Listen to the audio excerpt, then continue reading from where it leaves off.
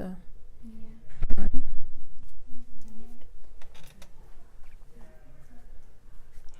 Are we on? Welcome, everyone. My name is Kaylee Bennett, and Jordan and I are the owner of Jordan Bennett and Associates Real Estate Group at Keller Williams in Mission Viejo. We have helped over 400 families buy and sell homes in the area, as well as offering consulting and property management services to real estate investors and clients. I want to personally thank you all for coming to what will be, I hope, a very informative and entertaining evening. Unfortunately, Jordan needed to be with clients tonight, so you all have me, Kaylee Bennett, his other half. And I want to introduce you to Tanya Bond. She's the owner of Functioning Spaces, which is a South Orange County-based professional organizing business dedicated to transforming the chaos of your belongings into a sanctuary of minimalistic design, which sounds just incredible to me. Right? Yeah. We've been rocking and rolling with our Home Hack series for a while now. We really appreciate you joining us both in person and live on Facebook. Jordan always says that there's 3 major factors for selling a home: price, condition, and marketing. The biggest thing a consumer has control over is condition, and one of the least expensive ways that you can improve the condition and increase the price of your home is to declutter so that your home shows well. We're not here to talk specifically about real estate. However, everything we discuss at the Home Hacks interviews affect the sale process, as well as some point it'll affect the price of the home. We interviewed a designer a few months back and discussed staging. And last month we talked to a general contractor. Now we're happy to host Tanya at Functioning Spaces to learn about how we can all get and stay organized. Not everyone has the cash on hand to do a big remodel or to change all the furniture out in their house, but Tanya can help with some very basic steps to not only get your home ready for sale, but have a home where, as a resident, you can feel at peace. Offering help with staging and decluttering is something we do for our clients when needed to make the process as seamless as possible. Tanya is an expert in her field, and I'll let her take the wheel and introduce herself further and tell us a little bit more about her business and how she helps her clients.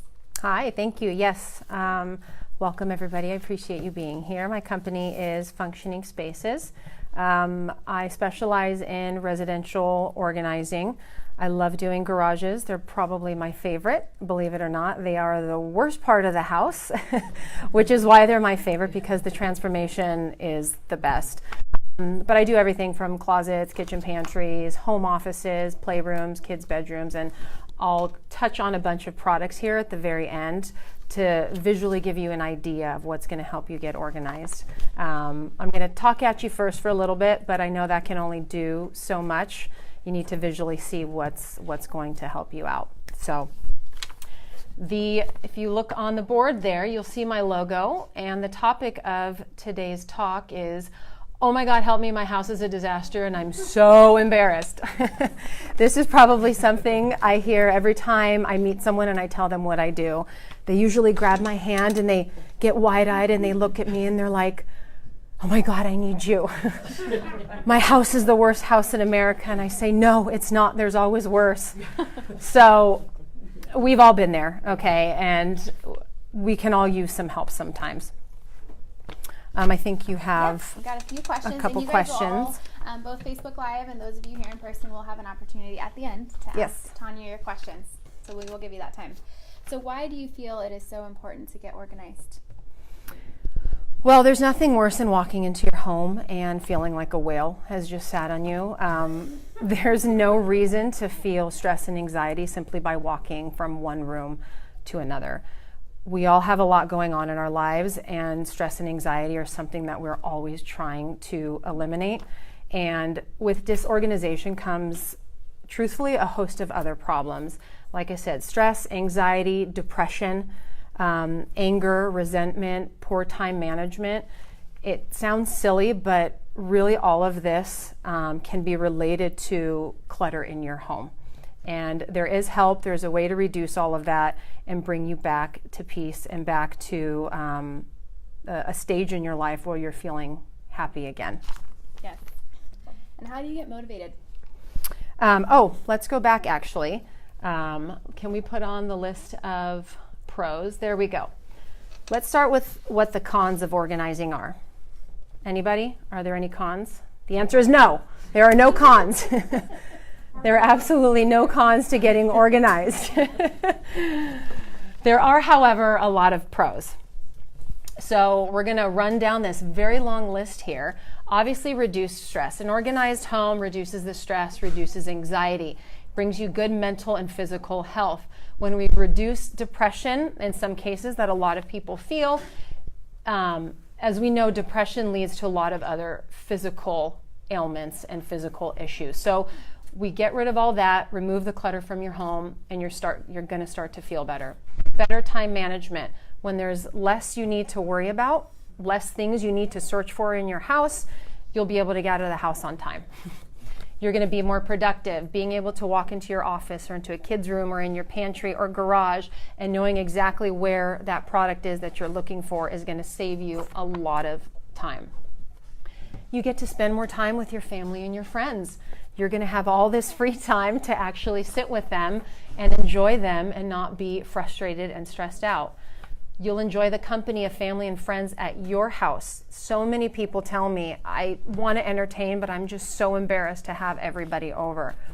When you clear the clutter and get everything organized, you'll be more inclined to invite people and enjoy the space in your own home.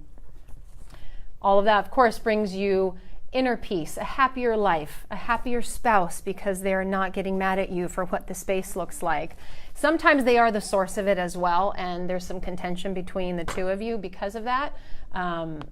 So it could bring happiness to both of you by making sure everything is cleaned out.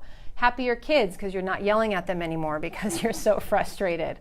And of course, they tend to be a lot of the problem as well. So happier friends and family because when they come over, they're not disgusted with your home and they're actually enjoying sitting down and spending time with you and not uncomfortable. And if you get organized enough, you may actually have enough time to sit and watch a TV show or a movie. If the last movie or TV show you got to watch in real time was Friends or The Golden Girls, it's time to take action and there's time to do something. You're going to have more time to drink wine. Imagine that. Or you'll be less stressed, so you stop drinking as much wine, which is often a complaint. Increased energy and motivation, weight loss, a new fancy high-paying job, and winning the lottery, right? I'm getting a little taken away there, but those last few are not necessarily the case. But basically, you're going to feel better. It does relate to your mental health. It does relate to your physical health, and it does relate to your relationships with people outside of the home as well as everybody inside your home. So next question. Once you've committed, how do you start this wonderful process? We're going to go back to getting motivated because I skipped over that one. All right. If you want to go, well, we don't have to do the next slide because that's fine.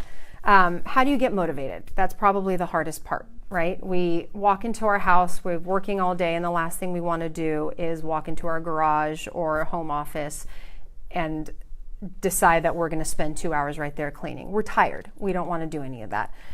But you have to commit. Committing to getting organized is very much like committing to eating healthier or exercising more. Both are a lifestyle change, and if you approach it properly, both have great reward. The process takes a lot of patience, a lot of dedication, proper time management, some financial investment, and potentially some help from others. You have to tell yourself that this is it. If you're truly ready and this is truly something that's been causing you a lot of anxiety, it means that you're probably already at a point where you're willing to do whatever it takes to get it done. So enough is enough, and you need to ask yourself, what is this worth to me? Do I want to feel sad and depressed in my home, or do I want to be able to walk into a room and feel that I have my home back and say, this is the place that I've purchased, this is the place that I enjoy being in, and I no longer want to be stressed in it. Put our foot down. The good thing about it, though, is unlike a diet, you can still eat all the cookies you want, drink as much as you want, because it's just organizing. Okay, this should be fun. We're not trying to fit you into a size 2 dress. We're trying to fit your stuff into a size 2 garage, okay? It really should be a fun and an easy process. And at the end of it, you're going to come out feeling really proud of yourself and feeling really like you've changed who you are for that moment. So are there specific steps when we make a commitment to organize a space that you recommend? So getting started, so step one would be to schedule your time. Go in your calendar and book out your time. Just like when someone calls and says, let's go out for a dinner date. You're going to look in your calendar, and depending how big your project is, you're going to take, whether you can work during the week, you're going to schedule 5 days, or you're going to schedule a couple weekends. You're going to put everything on hold. You're going to put all your obligations on hold, and you're going to dedicate that time to yourself. If you have kids, ask around and have someone else take them. You cannot effectively go through this process while you're trying to take care of your kids. A lot of people try, and that's when the anxiety comes up, because it's like, I tried to do it and I can't, my kids need dinner, and you're just starting at square one. Get rid of them. Beg and plead. Ask someone to take them for as many days as they can while you're working on this. Even if you have older children, 10, 12, they're still, even though they're self-sufficient, they're still going to come in and inevitably ask you a question, and you can't focus. And they're going to distract you. And if you don't have children, like I said, obviously you're going to want to really sit down and tell yourself that this is the me time, and I'm going to spend this time on these and these dates. Next, you're going to grab a friend, you're going to grab a spouse, you're going to grab a partner. Something like this is really much easier when you have someone to do it with. We don't want to come home tired, and we don't want to tackle this stuff on our own. Even if you live alone, call around, beg a friend, tell them to come and help you. Convince them that this will be nothing like driving you to the airport, that they don't have to sit in traffic, they don't have to listen to terrible pop music in the car, but they get to spend some quality time with you, some quality bonding time. And this is really an important part, because it's going to help get you motivated. When they agree to come, you guys can work together. If it's someone you truly enjoy, this is what's going to make it fun. When you start and when they agree to come over, chug a bunch of coffee, do anything you need, truly do anything you need to get your energy up, to hype yourself up, grab some donuts, and then bribe them with as much food and alcohol as they need to not hold this against you for the rest of your life. And there are some steps in the organizing process itself. The number one step, and by far the most important, is decluttering. This is obviously the hardest part. This is where a lot of emotions come up. You have to face your problems head on and decide what you're going to keep and what's going to go. A lot of memories start to boil up. A lot of feelings start to come up. How am I going to get rid of this? Am I going to keep this? How do I get rid of my 20 most favorite reusable bags, because now we're overflowing with reusable bags? How am I going to get rid of my Notting Hill DVD, or the DVD that's going to give me six-pack abs in less than 20 minutes that I haven't used in the last 6 years? Decluttering is a must, though. This is what's going to get you from point A to point B. It's absolutely crucial to coming out of this process a winner. And of course, I know it's easier said than done. We hold on to a lot of things with good intent and intentions of using them down the road. But when years have passed and we haven't used it, we need to rethink it, and we need to come to terms that it's probably time to donate it, to sell it, or to give it away. This part is also where your friend or your spouse or your partner comes into play. This is when they can hold your hand and help you if you're feeling emotional over getting rid of things. It's great to be able to talk to someone about it. Say, my grandmother gave me this, I'm having a really hard time. And on the other hand, though, they're also there to hold you accountable. So if when they hold something up and they have this look on their face, it's probably something you've had for way too long and can probably part with. So if you guys start quickly just going through everything together and holding things up and saying, what do you think of this? What do you think of that? It will make the process much easier, because you're kind of going through it and having to make instant decisions on what's going to stay and what's going to go. The longer you sit and think about something, the harder it's going to be for you to want to get rid of it. For children, in the garage, if toys are always an issue, if there's a scooter or they have a big wheel that they haven't played with in 6 months, it's probably safe to say you can donate it. That's another reason why you don't want them around, is because you can get rid of things without them knowing. Same with a spouse. If they're if they're unable to be there and help you, and you think you can get rid of something without their knowledge and they're not going to miss it, do it. A lot of people I know or clients I have do that, because as soon as that person or spouse, a kid comes in and sees what you're about to do, they're going to freak out and they're going to make you feel guilty, and you're going to then say, oh, I have to keep it. So you got to kind of stay impartial to their stuff. Of course, keep what you think they'll absolutely be upset at you with, or that they're really going to want. But get rid of anything you think you can safely get rid of without them knowing. Only keep your favorites. This is where it gets tricky. I have 2 boxes of DVDs I haven't used in a while. Okay, well, not many people watch DVDs anymore. You can stream everything on Netflix or on Apple TV. How do I get rid of them? Well, go through and pick the ones, and again, this is just DVDs as an example, probably not the best, but pick the ones that bring out the most memories for you. Like, oh God, I remember watching this with my, deceased husband, or I remember watching this with my best friend and we had such a great time. Pick out a few of those. Chances are you don't even need those. Send them off, donate them. Maybe there's some charities out there, some children's hospitals, hospitals in general that use these for their patients. Homes, elderly homes. Maybe there's people with dementia or Alzheimer's, and they put TV shows on for them and DVDs, and they can use that. If you have 1 million coffee mugs spilling out of your cabinet, you don't probably need them all. You don't need a coffee mug that has your mortgage lender's name on it, or a coffee mug from the work event you went to 3 years ago. You don't need it. If you have a rice cooker you've never used, get rid of it. Give it to someone else who'll never use it. It's not your problem anymore. Donate it. Donate what you can. Only keep your favorites, and really, really think about that. Have I used it in the last couple weeks? Have I used it in the last month? I'll even give you, have I used it in the last few months? If it's been 6 months or longer, really think about it and say, okay, I didn't even know it was here, right? Because that's what happens. You're like, here it is. I could have used this, but you didn't even know it's there, and that's part of the problem. You have way too much clutter. So you got to kind of pick a dollar amount as well. And I tell this to a lot of my clients. What's your dollar amount? Some clients, maybe it's $60.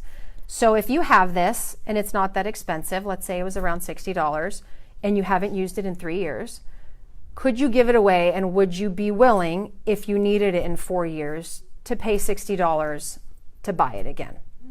And a lot of times the answer is yes, because that makes it easier than, well, I can get rid of it. I probably won't need it, 4 or 5 years down the road. And if I do, I'll buy it. Now you want to avoid just doing that with everything, because then you're wasting money and you're buying more things. The key is to get rid of things, see what you have, and not duplicate any items. We can't find things, so we buy 2 or 3 more. But pick a dollar amount. Maybe it's $100. I don't care. It's $100. If I need it, I'll buy it. And then be careful. If you haven't used it again for 2 or 3 more years, you may want to, get rid of it again, or give it to someone else who can use it. And remember, all the items you have, you will not be less of a person if you get rid of them. Your memories are still your memories. You will always have those. Keep 1 or 2 things that trigger those memories. Keep grandma's pearls that she gave to you. Don't keep the headboard and the dresser and the entire furniture set she gave you. You don't need that. Pick a few small items that are going to bring that memory to life and that are going to mean way more to you than her stale living room chair, her recliner, stuff like that. Or childhood memories. Usually we have a big box of them. Pick the 1 or 2. This reminds me of my dad. This does this, or this reminds me of that. Go ahead and safely get rid of the rest. Like I said, your memories will always be there. You shouldn't feel guilty about it, and you're not going to be less of a person. If someone has passed, they're not going to, in the grave, be upset with you. No one wants you to be keeping anything that's collecting cobwebs anyways. So hang on to the stuff that really means something to you, and safely get rid of the rest, and you'll be okay. I promise you will be okay. Half the things you have from your childhood or anything like that, you don't even know is there. So, and it's sitting up in the attic. So decluttering was the first step. After you've gone through everything, you and your friend, spouse have gone through everything together, you go ahead and you sort. I like to put things in 4 piles. Keep, donate, sell, and discard. Sell is a tricky one. You have to be really motivated to actually sell your items. It's easy to say, oh, I'm going to sell this for $30. I'm going to sell this for whatever. Keep that dollar amount in mind. If you're not the type of person who's super motivated to post things online or to reach out to friends in the neighborhood, what's going to happen is you're going to put the sell pile in the corner, and guess what? It's just going to sit there. So I always recommend only selling those items that are actually going to make you a decent amount of money. So maybe that's $75 or more. Those things are worth hanging on to for a little bit, posting them online and seeing if you can get some money. And have a time frame. If you can't sell this thing within a week, call Salvation Army, call the veterans. It's time for it to, get picked up and go away. You can't sit on it forever and wait for 6 months for you to get your $75. You've committed a lot of time and energy into this, into clearing this room.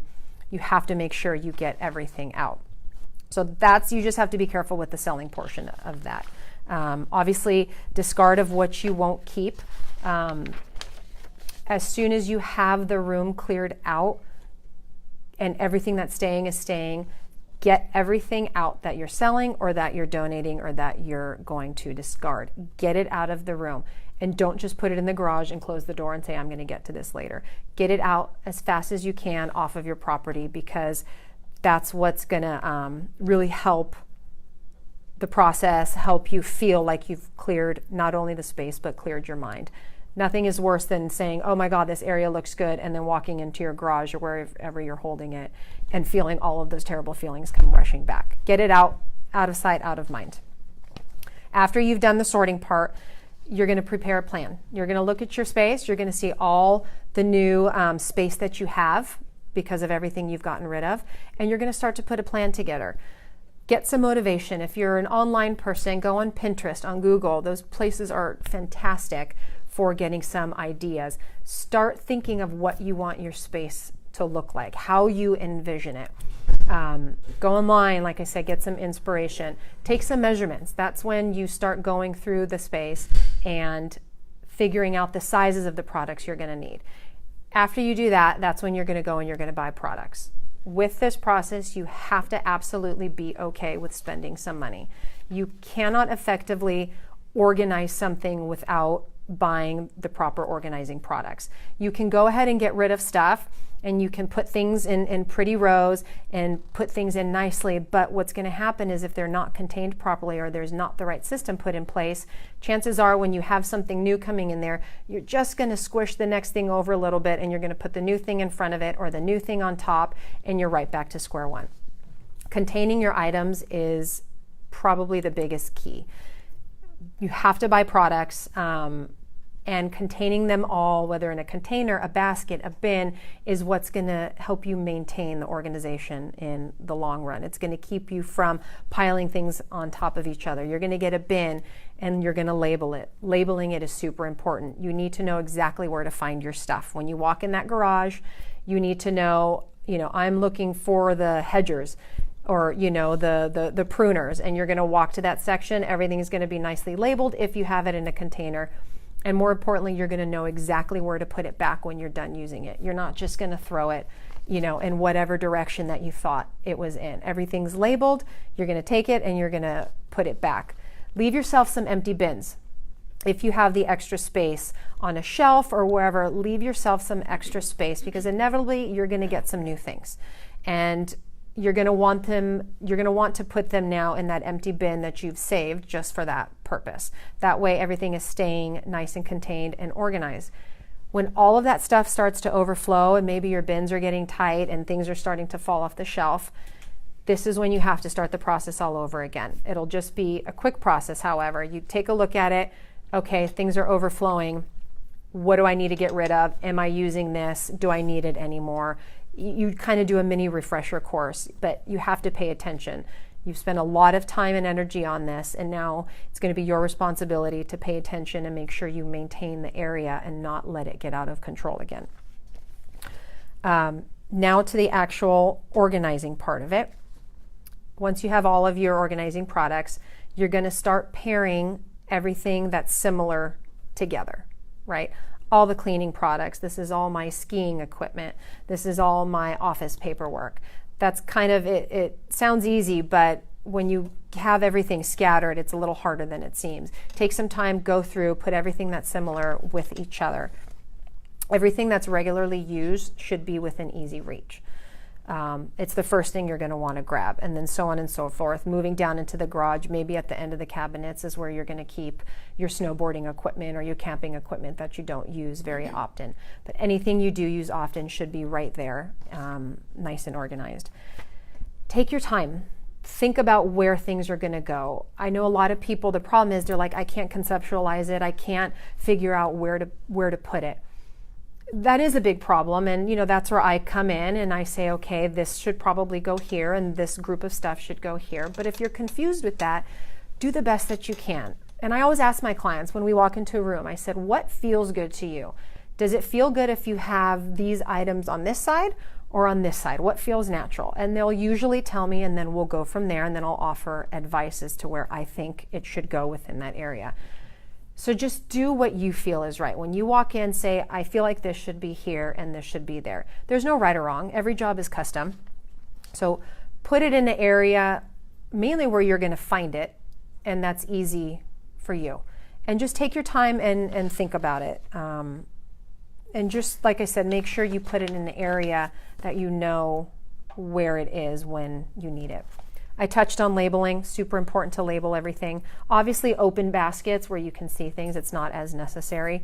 And we'll get to some of the kitchen stuff, which is where you would use those. Lastly, be mindful of your shopping habits. This is where things get a little out of control, and this is usually where people find themselves in trouble to begin with. Be mindful of what you're buying. We often think that buying certain product is going to make us a better person, that it's going to validate us in some way, and that's not really the case. This is just stuff. A lot of times we don't need it. We don't need to keep buying things. Be mindful that when you go to purchase something, especially if it's a product, where am I going to put this when I buy it? And not just, I have a general area where I'm going to put it. Where am I actually going to put this when I buy it? Products don't define us. So just because you buy a pair of jeans that is a size too small doesn't mean that you're going to magically lose 10 pounds in the next week, okay? Just because you buy a fancy slicer and dicer doesn't mean that you're going to entertain more. You're going to use it once. Your guests are not going to be all that impressed with your cucumbers. You're going to put it in the cabinet in the back, and you're going to forget about it or start stacking things on top of it. So just really think of what you buy. They're just products. These as seen on TV thing, God, those things they're so enticing, and I just bought one today. I really did. And some of the people on Facebook probably saw I posted it. It's the egglets. Do we know what those are? Okay.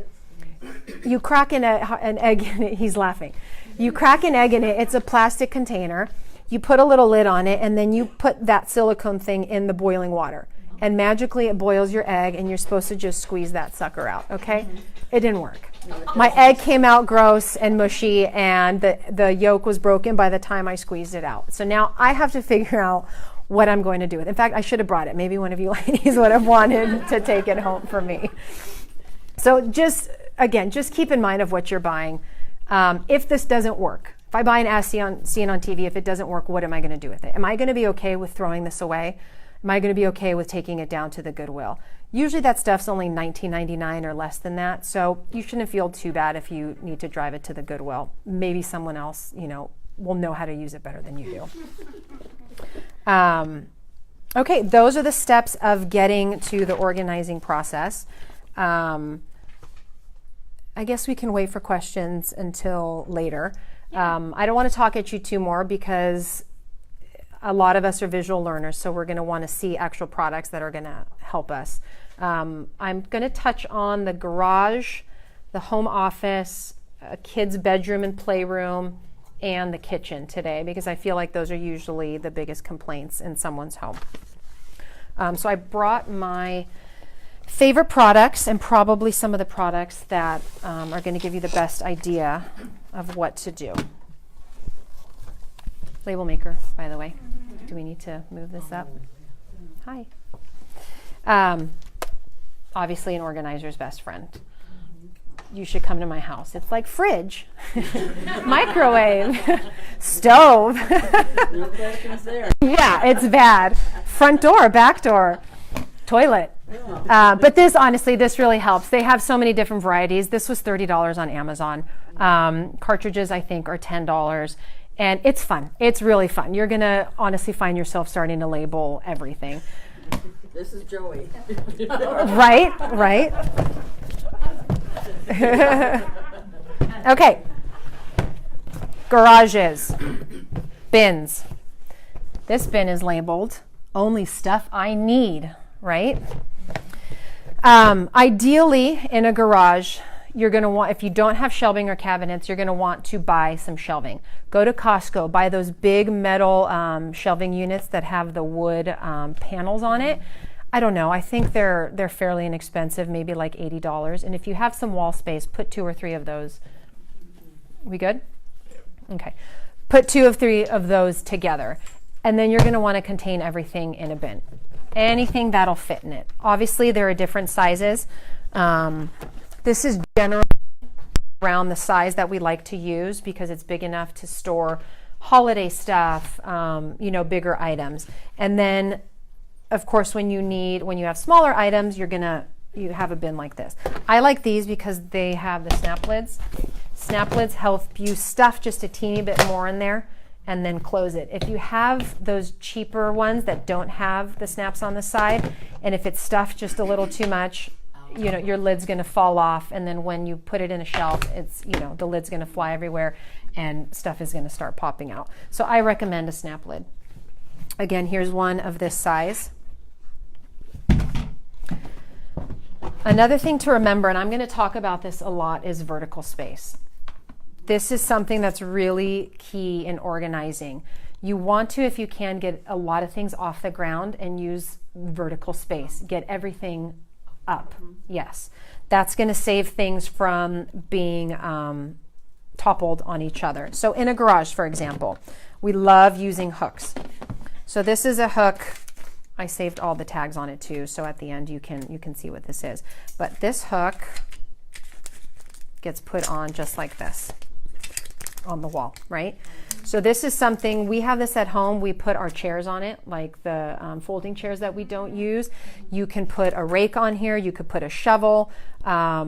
You could put, there's so many, it's so versatile and there's so many different ways. Let's see, this has a shovel, this has a rake.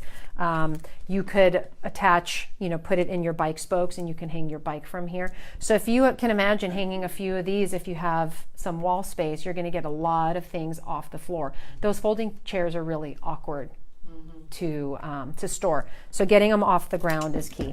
And there's all sorts of different hooks you can use. This shows a backpack. You can also wrap a hose around this, extension cords, anything like that. I don't have a pegboard here, but when I do tools, a pegboard is my favorite. If you have above a tool bench or any extra wall space, go to Home Depot. It's so cheap. Install a pegboard, buy some peg hooks. That's where you can put all of your screwdrivers. You can buy peg baskets. I'll show you in a little bit what one looks like. And that's where you can hook your extension cords or your rope or all of your pruning and shearing tools. Everything gets put up and it saves the other wall space for stuff like shovels or bikes or balls. Okay, that's the garage. Now we're going to move on to the home office, which a lot of people have a hard time with just because there's lots of paperwork. These are, I'll do this one. So this is something you can put on your wall. This is a magnet, okay? It's a very good magnet. Yeah, so you can customize these. These come in different sizes. I didn't bring it with me, but you can also go on Amazon and you can buy sheet metal that's clean on the sides that you're not going to cut yourself on, and you just stick that to the wall. You can get different sizes, like 2 feet by 2 feet. Find some wall space in the office, and essentially you can magnetize anything by just buying magnets and putting on the back of stuff, or you can buy something fun like this from the Container Store. They've got fun inserts, so you can, use this for your pencils. This, obviously, you could use for tape or whatever. Same thing with this guy.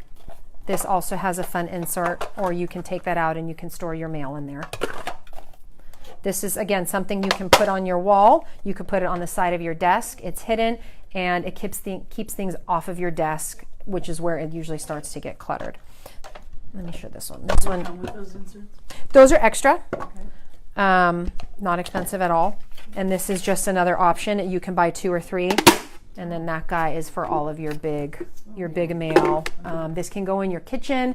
I mean, you name it, it just screws in, and you can literally put this anywhere. It can go in your garage for certain tools. You just have to get creative. It could be for many different purposes.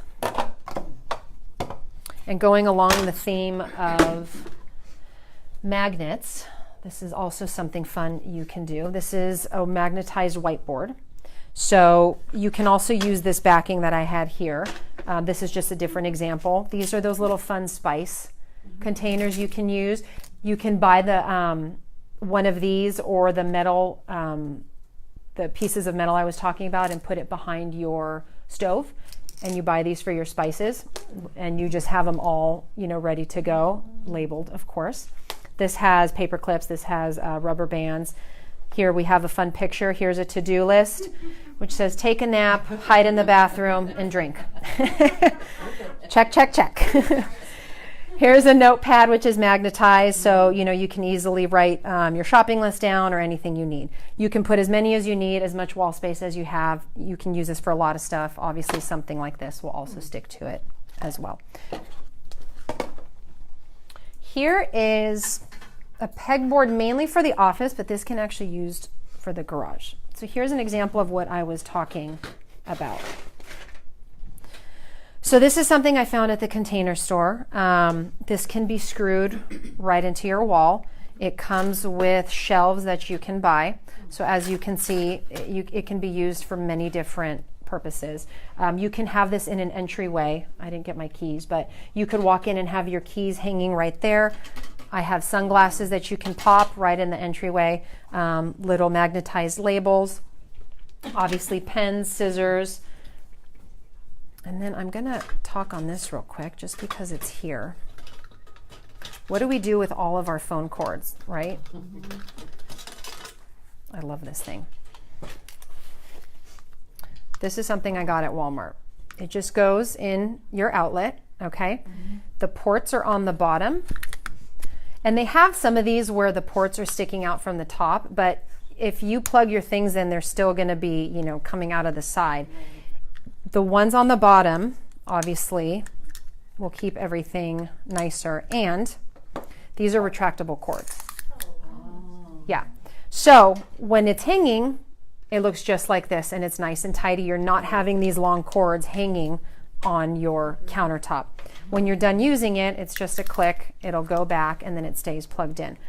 These I got off of Amazon. I really love these. They come with a fun little case too, which I use when I travel. But here, let me see.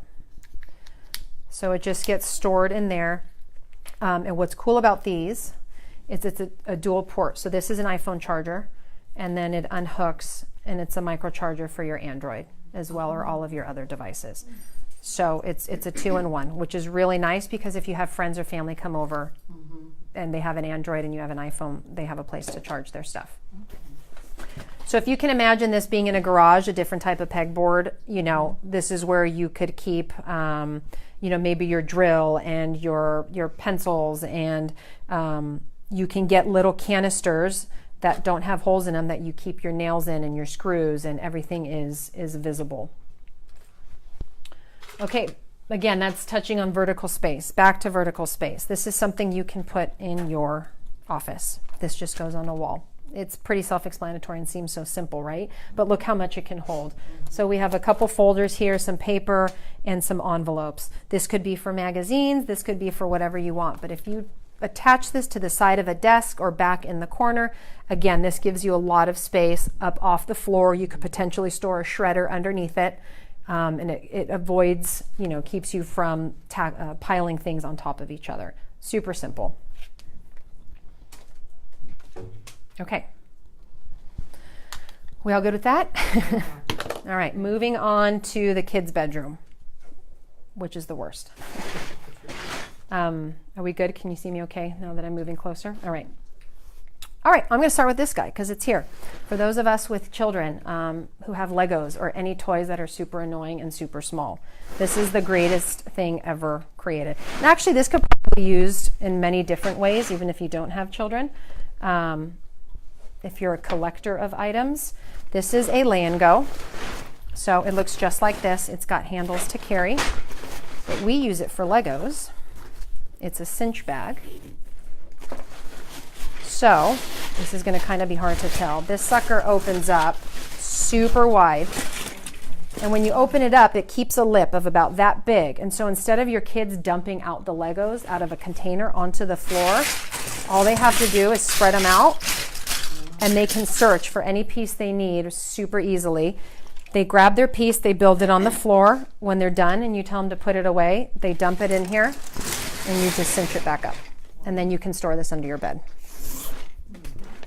Love it. Yeah. Again, for a kid's room, keeping things off the ground. This is something you can hang on the back of a door. You can use this for anything, by the way, in an office as well. This usually runs the length of a door. It hangs right on the door. It's got small pockets. These are nice, big, deep pockets. So in a kid's room, you can put all their books that will hang on the back of a door. You could put stuffed animals, anything you can think of. In your office, on the back of your door, all of your paperwork, your files, your folders. This kind of goes hand in hand with that metal one that I showed you. This can really be used anywhere. It can be used in a garage. I mean, anywhere that you think you would have a need for it. And it just, it folds up. This can be purchased on Amazon, of course, like everything. And is there one location you go to for all this stuff? I bounce between, a lot of this stuff right here is the Container Store. I bounce between that and Amazon. And one thing I didn't touch on, walking through the Container Store helps get you inspired. It's the store that was brought down from the heavens to help you. It really. So walking down the aisles will give you a lot of ideas, a lot of inspiration. When you start seeing the products, it'll start to click like, oh, I have that empty space in that corner. This is what I can do with it. I do that all the time. And their price point can be a little pricey with certain things. And if you feel that it's a little too expensive, go on Amazon, see if you can find it. Or there are many other places you can go. You can go to the dollar store to find some bins. Go to Home Goods. There are a lot of other options where you can spend less money on it. Amazon is usually the best bet, but walking into Home Goods, they usually have a lot of, I'll show you acrylic containers for the kitchen that are half the cost of what they would be at the Container Store. But that is a really good place to go and get some motivation and inspiration. How do you call that one? This, and I have all of the containers for it that I can show you at the very end, the names of it. But this, it's OXEL. This is something I got on Amazon, and I think it was $19.99. And this is actually a good one because it runs the whole length of the door. A lot of them are just half, and this has pretty good deep pockets. In line with that, you can use this. This is great for your office to hang again on the back of your door, or honestly on a wall. You can put your markers in them, your Post-its, you name it. I just recently put this in someone's closet. It was a regular closet, and a very small hall closet, and we turned it into a quote-unquote a walk-in closet. So this was hanging on the back of the door. They had no space. They didn't have an area for an office. So all of her pens, her scissors, her markers, her Post-its, anything went in this, and obviously it's very visible. This could be used in your kids' room for all of their crayons or their markers. A couple stuffed animals. This is actually a shoe organizer.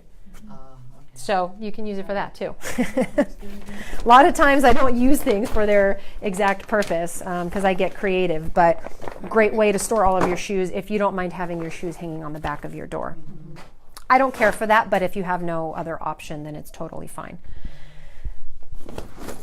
This is something that I say we can use for kids, but honestly, this is for everybody.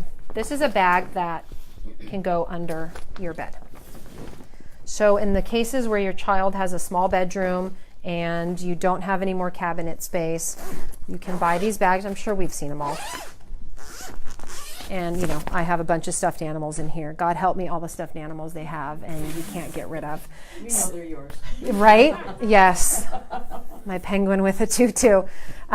So we put them in these bags, and this is great for toys. Just all the small little stuff that they have that I don't want her keeping on her desk. Pop them in here. She slides it under her bed. It'll probably fit 2 or 3 of these under the bed. You could use these for your sheets. You could use these for, I don't know, old towels, sweaters that you're not using. Any sort of product that you kind of want out of sight that you can slide under the bed. I don't necessarily like things under the bed just because it does collect dust bunnies. And maybe you might forget about it, but if it's things that you don't use all the time, it's a good idea, and especially if you're short on space. You could put your shoes in here. If you don't have the space in your closet, put your shoes in here. Does that work for wrapping paper and bags and all that stuff? Absolutely. It just, you have to be careful with some wrapping paper, like the big Christmas ones. They're just a little too long, but for everything else, yeah. Tissue paper bows, wrapping paper. And did you get that online too? This was on Amazon, but they also sell these at like Bed Bath & Beyond. Oh, Yeah. okay. And again, I have all of the brands for these. I saved that you guys can ask after. Going on with the kids' room, but this is for anybody's room. This is a bedside organizer. This slides under your mattress, and it hangs off the side of your bed. You can keep your remote controls. For kids, this is great. You can have their favorite books, your water or their water. It's got little pockets for your reading glasses, anything of that nature. I have one of these, and I keep my remote control in it. My glasses when I watch TV, my water, exactly this. A book, and everything is right there, so you're not searching, for the remote in the middle of the night. Nice. Yeah. Where did you get those? You said from Amazon? Yeah. Yeah. And lastly, for a lot of parents that are wondering, this is a big question I get. What do I do with all of the artwork that my kids bring home, right? Boxes and boxes of artwork. So what I like to do and what I tell people to do, obviously you're only going to want to keep the gems. You're going to want to keep the ones that really are special. But when your kid's looking at you and handing it to you, they're all special, right? It's tough. So the easiest way to do that, well, actually, let me step back. As we grow older, we don't want our parents giving us a box of this stuff. Like my mom did that. She's like, here you go, your report cards, right? And I was like, thanks. And it was so fun to look through it quickly. And then I was stuck with a box full of things when I was 8 years old. And now I don't know what to do with it. Like I have it and I need to go through it. But the best thing you can do is take photos of everything and then you put a little picture book together. Oh. This is just a sample. I made them really big so you can see. Go through Shutterfly. Every year do it. Here, kindergarten 2017-18. This is some of the artwork she did in class, to mom. And this is some of the other artwork she did, and I labeled exactly what it was. They had an art lesson each month in class. This is labeled, and if it's time consuming, so if you're short on time and you're like, this is too much for me, those websites, usually you can just put random collages together and just label it kindergarten, 2018, and just let the pictures go random. And, your child will enjoy this much more. Yes, you'll have some small photo albums to store, but I think they will enjoy that better than a box full of crumbling paper that's going to rip in their hands. How are we doing on time? We good? Yeah. Okay. Great. I'm going to move over here.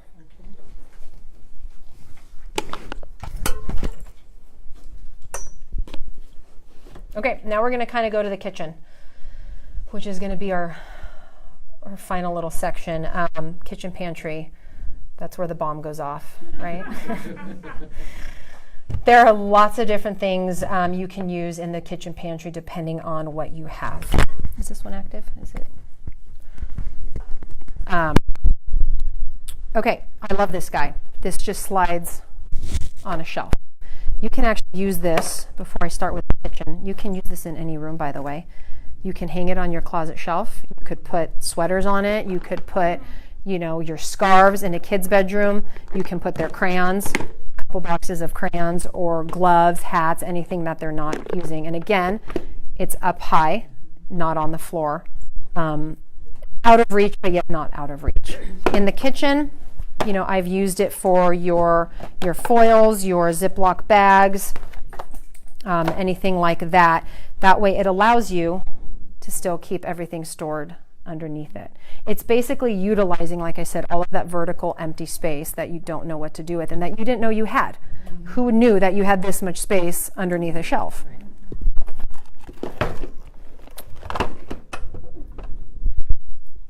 I'm stuck.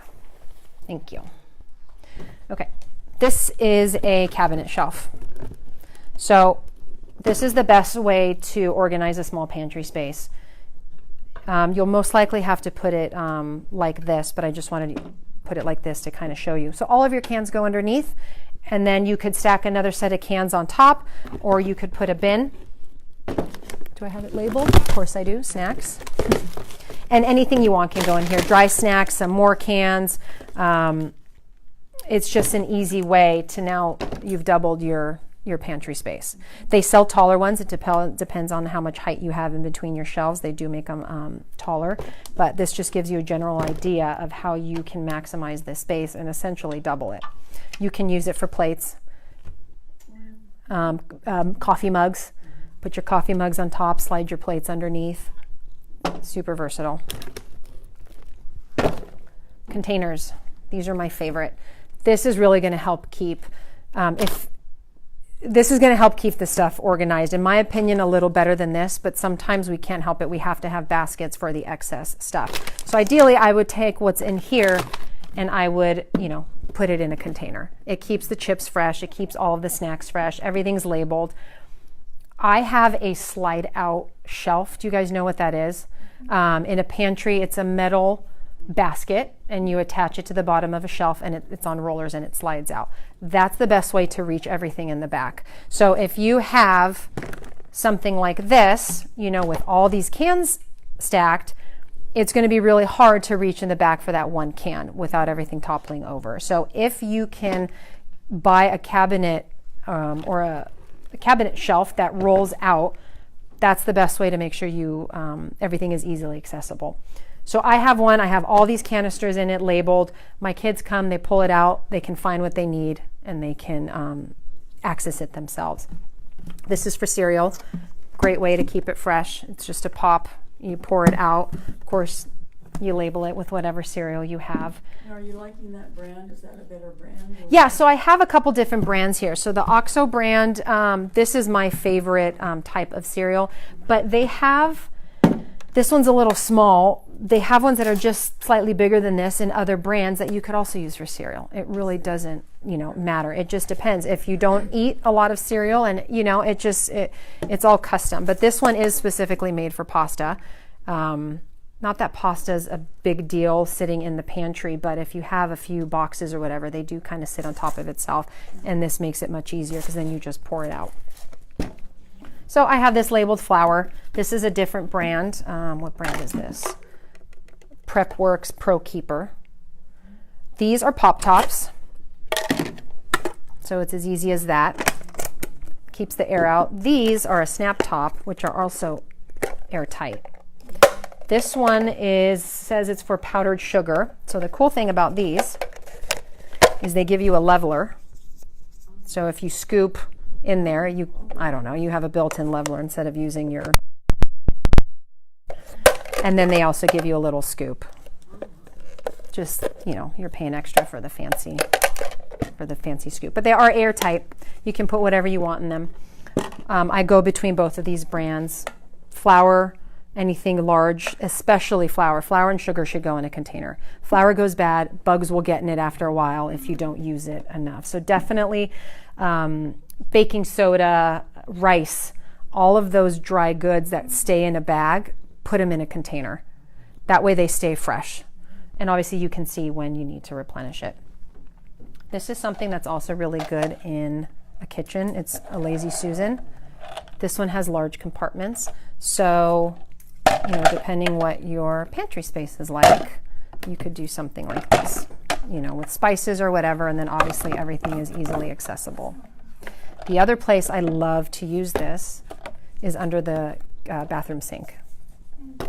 So you could even, let's do this. You could even do this.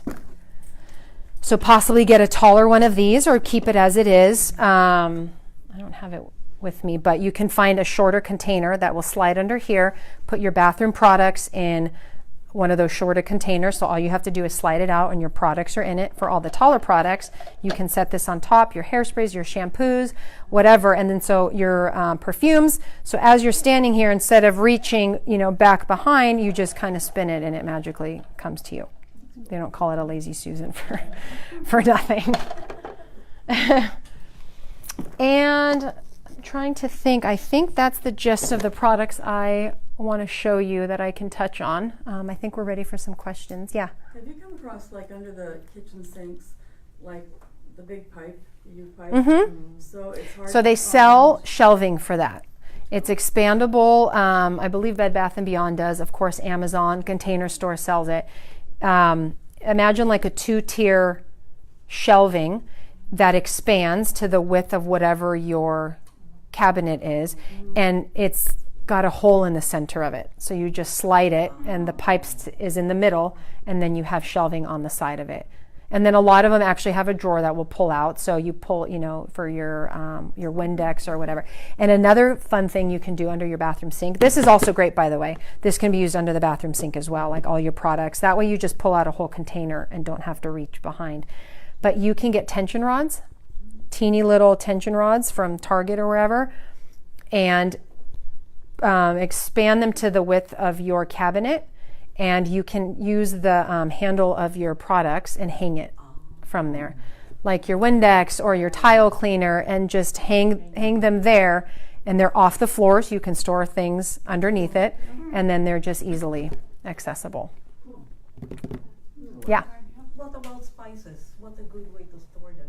Because I still have them on those packages, the plastic ones. Yes, and I'm sorry I didn't bring it with me, but they make, gosh, I wish I would have brought it. These drawers, it's 2 levels. There's a drawer on top and a drawer on bottom. That I keep in my pantry because it's narrow. It's only about this narrow. And like I said, drawer on bottom, drawer on top. I can put all of my products next to it, and I put my taller spices on top and then the shorter ones underneath, and it's just pulling out in a drawer. Keeping them in their original packaging is totally fine. If you want to get one of those metal plates, like I suggested, if you have room anywhere in your kitchen to put it on the wall, invest in some of those clear, these guys. Did you see, you want to hand me the, where the rubber bands are? Just hand me the white thing on top, the canister. Yep. So if you get that metal sheet and put it above your stove, you can, this is actually for spices, by the way. So, I'll show you. Well, let me see. So there's your hole for the bigger pour out, and then you've got the smaller hole for, so you put everything in there, you label it, and it can all sit nicely above your stove. If you have a, where do you keep it? Do you keep it in a little cabinet above the sink, or where are your spices? Above my stove. Above your stove, yeah. So they sell spice risers. It's like a tiered 3-level, almost like stadium seating. And you take your spices and you just set them down on the lower level, and then you'll set them down on the next one and on the next one. It just keeps everything nice and vertical. So you can, mainly so you can see it and you're not trying to reach over and find something. The Container Store is really good with, they have a few options depending what your cabinet size is. See, a lot of this stuff is custom. Like, I can give you these ideas, but really when I come into your home, it's going to be different because it's going to be custom for your space, and this may not work or that may not work. So that's why maybe walking through the Container Store, searching on Amazon, spice racks, and you can get ideas. You were going to say something? And they're expandable. Yes, so it just depends. Yeah, exactly. They have some that are about this size, and then they have bamboo ones and white plastic ones that will expand out, to the size that you need. Tanya, did you have more PowerPoint slides you wanted to show us too? No. I did, but that's okay. We would have had to turn it away from me, and it's fine. I went through everything. Yeah, we're good.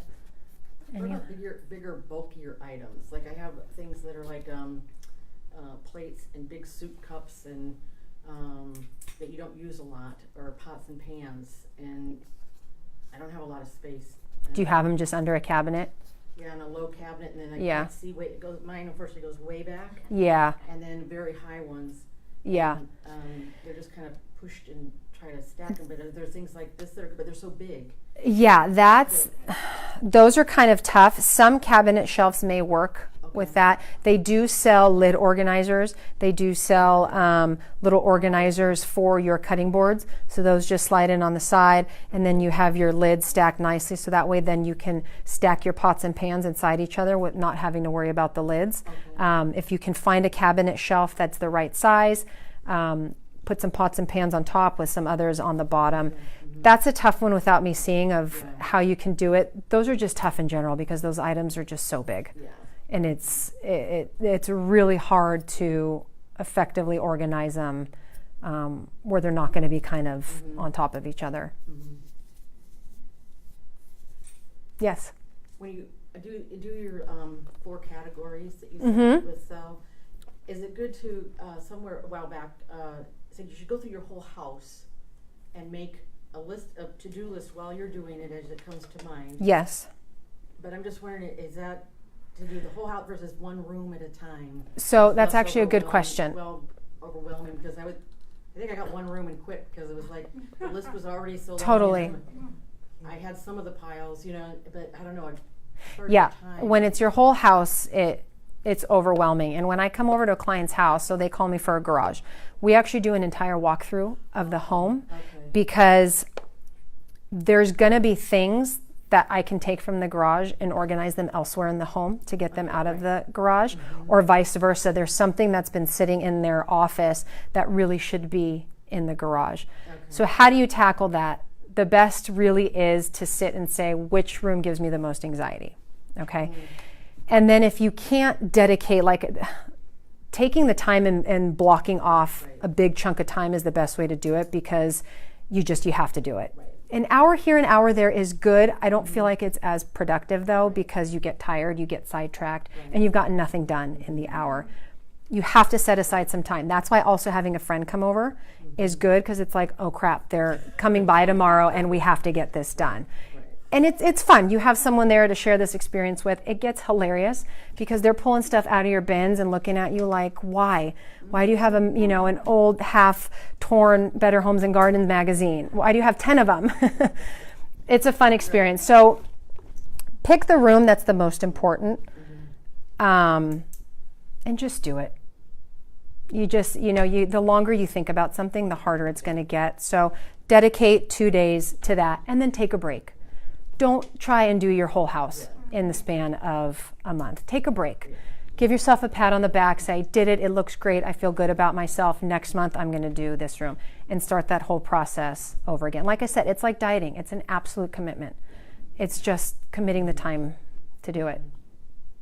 Yeah. How do you organize pictures, photographs of your kids and family? Yes. So there are organizers that specifically deal with photographs because that's interesting. So one example is what I just showed you for like the kids' artwork or things like that. You can take photos of it and make photo books out of it. Nowadays, that's what people do. They have photos on DVDs or they have physical photos and photo albums that are kind of starting to dry and rot. So you can get them scanned and then get them put on a digital copy and then make a photo book out of it. Yes, you still have an actual photo album, but you don't have pictures that are disintegrating.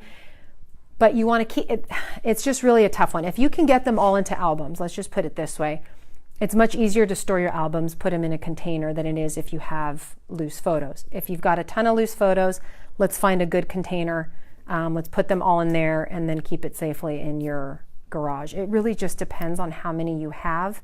Are you married to all of them? Do you need to keep every single one of them? Are you willing to put them on a digital copy? And maybe then have a photo book made or just keep them on a digital copy. It just depends how sentimental all of those photos are to you. But yeah, they do have organizers that specifically deal with that because that's a touchy type of thing. And I potentially or personally don't care for organizing that stuff, because it's a little tedious. That stuff gets really tedious. That's a whole other project in itself. We had a question online. Yeah. It said, I have a lot of relatives that hoard things but want to help. Is this a question about themselves? How would you advise hiring a professional organizer when the person you want to help is reluctant to get rid of things? Yes. So this is where a bit of a psychological issue comes into play, because we're very afraid of getting rid of our stuff. And it's very easy for us to come into someone else's home and say, you need to get this organized. There are deeper issues. There are deeper issues that this person has to get through in order to be okay with getting to that point. So it's a sensitive subject. Maybe it's a sit down and having a heart-to-heart with this person and kind of getting to the root of it and figuring out, why are you holding on to all of this stuff? Maybe if it's that bad, and I'm not saying it is, but maybe a therapist needs to get involved and they need to go figure out some stuff first before they're going to feel okay with tackling this. It's really hard to just come in and say, let's do this.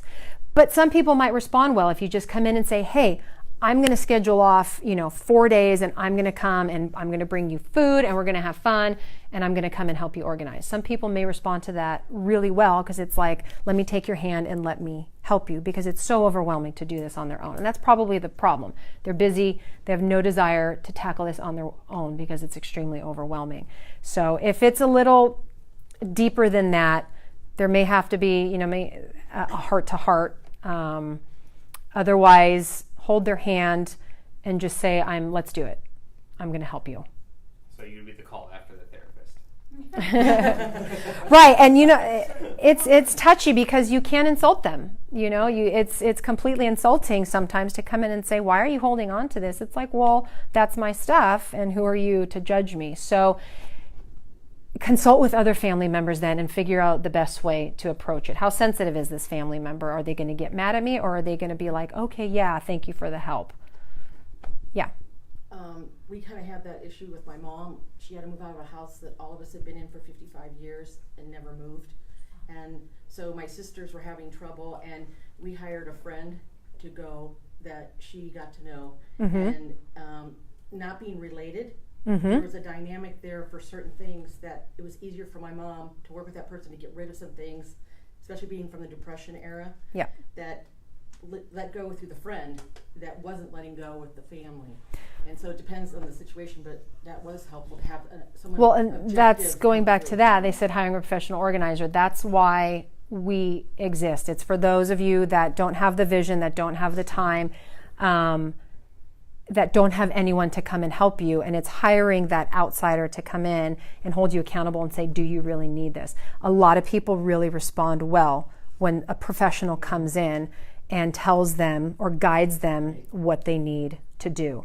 They feel less threatened as they would from a family member if we say we're going to hire someone for you and they're going to help you through this process, because we're professionals. I mean, we do this all the time. Everyone says, is this the worst garage you've ever seen? It probably is, right? And I say, no, it's not, and I always tell people, before I come, do not clean before the cleaning lady comes, because people panic. It's like, we're here to help, and there's no judging, and there's some hand holding, but we're also there to be firm and stern with you guys and say, this needs to go. You don't need it anymore. Oh, the consultation's so good. Exactly. Yeah. Exactly. Another question. Is there anything out there for all the chips that your pictures are on? Yeah. You have your pictures. What I find is you can't label them like used to be the envelope. Right, the little SD cards. The SD cards. So you have these. I have no idea what's on them. Is there something that allows you to write or put some theme on what it is and keep them organized somehow, instead of having them all just dropped in a box or an envelope? Yeah, I know, because those little containers, They're so little. they're so little. You can't write on them. They're too small. And I was wondering what people do to organize those. I actually don't come across that too often. They do make the little plastic containers that they fit in. But you're right. It's like what's on them. Generally, people, though, have transferred those items to something else. But the first thing that comes to mind that I can think of is they sell plastic, almost like a Ziploc bag, but it's plastic. And they sell different sizes of it. So you can essentially drop a couple in there and, write with a Sharpie what's on each of them. And then it's like an envelope. Yeah. And then you have an envelope and you can store that either in a container, probably in a container to keep that stuff safe so it's not getting squished. Yeah. You know what I was trying with mine just recently is I had, those plastic pages like for baseball cards. Mm-hmm. And so I just wrote, I just cut pieces of paper that went into that as to what's on this Perfect. little square. Exactly. And then, you can tape it at the top if you want. Exactly. Perfect. And it just involves another binder, but at least you can get smaller size Well, binders. I doubt you have that many. So if you get the baseball card sleeves, Oh, okay. then you can just put those in a small, Right. bifold on Right. Yeah, okay. envelope or folder, Okay. and just keep them in there labeled. That's a really good idea. Another question online. What do you do if you've collected and continue to collect old hand-me-downs of miscellaneous items and furniture for the possibility of moving one day into your own place? Yeah, that goes back to keeping what you don't need. So you have to give yourself a timeline. How long are you willing to hang on to this stuff? How long are you willing to keep it in storage before you move? When do you want to move? And also keep in mind that furniture and taste and styles change. So are you going to be okay in 5 years with putting this stuff in your new home? Or really deep down inside, are you going to want something newer? Just because it's given to you, I know there's a lot of sentimental attachment, but maybe, like I touched on earlier, maybe you can keep, I don't know, maybe you can keep one dresser and not the whole bed set, because you can keep one memory, you don't have to keep them all. So when you're intending to move, keep in mind the money you're spending on a storage unit, because that's a lot of money. I don't know what they are now. Some of them are $200 a month times how many years. So the sooner you can get rid of that stuff, donate it, give it to someone who else can, really use it. Keep the key pieces, keep the bed, keep the things you're going to need immediately when you move into a home. There's places like IKEA. There's different places you can go to buy something that's new and fresh. If these furniture pieces are of great value and they're really quality, you're going to have to pick and choose. You don't have to keep the lamp. The lamp won't go with your decor. Keep the good table. Maybe you can refinish it. It's so hard because we think that we need all of it, when realistically we need a couch, we need a coffee table, and we need a bed and maybe a side table. So it's just dedicating the time to figure out what you need and what you don't need. All of this really, I keep going back to just deciding what's important to you. And those things, again, do not define them. There's other pieces out there that they probably are going to like even more, that when they come into their house, what's the key? When you walk into your house, you want to feel like this is my space. If you walk in and you see grandma's dining table and this, yes, it brings back a memory, but deep down you're like, ideally this is not what I want my space to look like. So you have to keep that in mind. We get on the Facebook Live. Yep. What do your services look like? How does it work? So for me in particular, I come to your house for a free consultation. This is if we talk on the phone for about 30 minutes or so. You kind of tell me your issues. We decide what you want to do, and then if we agree to move forward, I'll come to your house for a consultation. Consultation generally takes about 2 hours. It's pretty in-depth, very detailed. We walk through the whole home. Even if you want to just do a garage, we'll take a walk through the whole home. Generally, there are other places in the home that need organizing as well. Everyone's like, and there's this room, and there's that room, and this room. And we'll decide which is most important. And like I said, because some items can be transferred from room to room and organized where they belong there. I take photos. I take a lot of photos. I take very detailed measurements. So after the consultation, I go home. I sit in front of the computer. I particularly spend a few hours going through every single photo, zooming in on items like, okay, how many cleaning products am I estimating do they have there? How many books do they have there? Go through the measurements and start putting a plan together. That usually takes me a couple hours as well. I make sure I have the the bins that are going to fit, and I do all the shopping for my clients. It's really hard if I call you and say, get a couple bins for the garage. What size? What's it supposed to look like? What's going to fit in it? So I do all that for you. That's where the measurements come into play. I make sure everything fits. And another thing, when you're buying, overbuy. I always overbuy by double. You can always return what you don't use. You never know the configuration you're going to use until you're there. There's an infinite amount of configurations. This big bin here, this small one here, this cabinet shelf. So I get my ideas in order, I shop, and I overbuy by a lot, because when I get there, then I have a big selection to pull from. Because inevitably I'm like, oh, this little section is not going how I intended it to go. You know, it turns out better, but we're going to go a different direction with it, and then I pull pieces. So just return what you don't use. So I do the shopping, and then I usually give you a little bit of homework. I have you start decluttering, going through things on your own to kind of get yourself ready for this process. Plus, when you know I'm coming in a couple weeks, it helps light the fire underneath your butt. And then whatever you don't finish going through, we'll go through together. Again, it's like, do you need this? Do you really need this? I help you through it.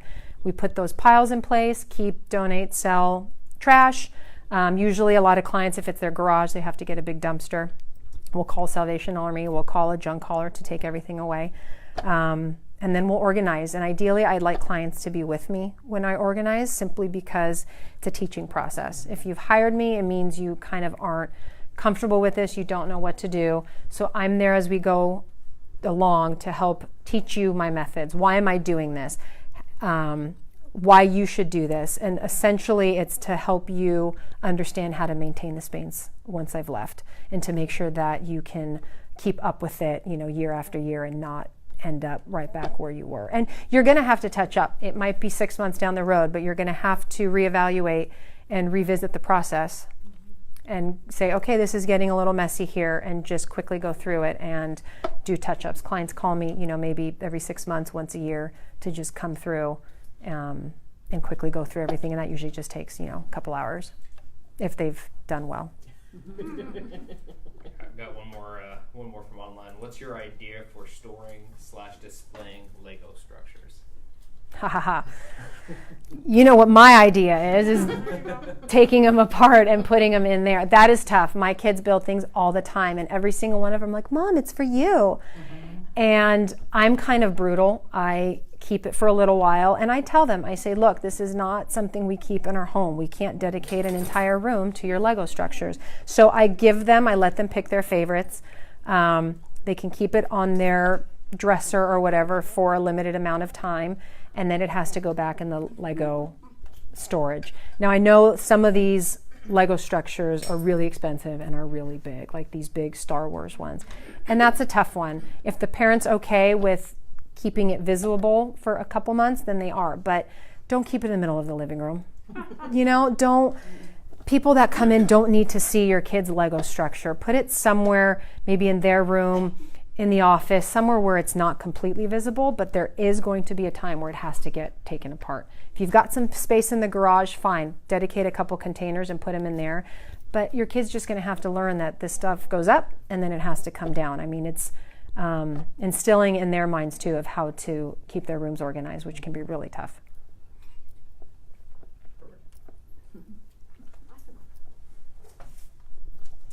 All right, well, I just want to thank Tanya again.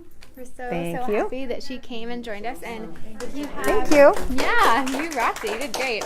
If you have future questions, Tanya, what's the best number for them to call you? I have my business cards here, so you guys can call me, email me if that's easier for you. Obviously, I live local, so I'm happy to answer any questions. If you guys want to know some of these brands, and anyone online that was watching, just message me or email me, giving me kind of description of what I talked about, and I'll happily send you over the brand name and where I bought it, and how much it was. But generally, you can find a lot of this stuff on Amazon. Container Store is great because it's easy. Well, Amazon's easy to return too, but you kind of walk through, you see what you need, and then you just can go back and return it. Amazon, you obviously have to mail it in. It's all the same. If you're looking for a spice rack, just Amazon it, and a million things will pop up. Yeah. Russell will make sure that your contact information is in comments too for people that Perfect. aren't here. Yeah. So we thank you all for joining us here in person and live Thank as you. well. Appreciate it. We are going to continue to do this home hack series. So our next one is on July 26th at 5:30. We're still working on the location, but we are going to be hosting a few estate trust administration experts to talk about how that affects real estate and how you can protect your assets. So I hope you'll join us in July and reach out to Tanya for any questions you have about organizing and decluttering. Thank Thanks you. again. Thank you.